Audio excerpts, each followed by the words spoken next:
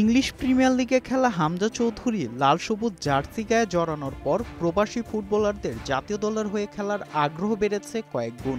এবার জাতীয় দলের হয়ে খেলার সম্মতি জানিয়েছেন কানাডায় বসবাসরত বাংলাদেশি বংশোদ্ভূত ফুটবলার সামিত সোম।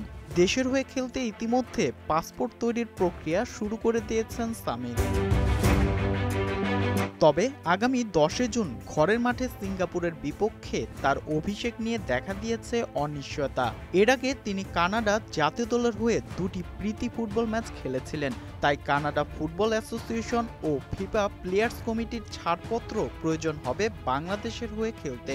যদিও কাজটি দীর্ঘমেয়াদী, তবুও বাফুফে চায় যত দ্রুত সম্ভব আনুষ্ঠানিকতার সম্পূর্ণ করার। বাংলাদেশ সরকারের যে প্রক্রিয়া, পাসপোর্ট বলেন, জন্ম নিবন্ধন বলেন, সেগুলি আমরা একদম ফাস্ট ট্র্যাকে করে ফেলবো। বাট ফিফার হাতে যেটা আসলে আমাদের কন্ট্রোলে নাই। সো ফিফার ওখানে কতটুকু সময় লাগবে এটা আমাদের we will try our best. But যদি ইনশাল্লাহ আমরা সব সুন্দর মতো করতে পারি, ডেফিনেটলি আমরা তাকে যত তাড়াতাড়ি সম্ভব চেষ্টা করব।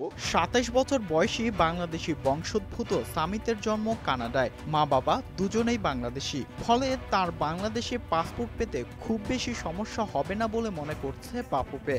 কানাডিয়ান প্রিমিয়ার লিগের ক্লাব কালভরি এফসির মিডফিল্ডার সামিত 2016 সালে কানাডা অনূর্ধ্ব 20 দলের হয়ে খেলেছেন 7টি ম্যাচ।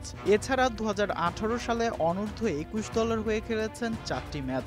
সামিত 2020 সালে কানাডার জাতীয় দলের জার্সিতে খেলেছেন 2টি ম্যাচ।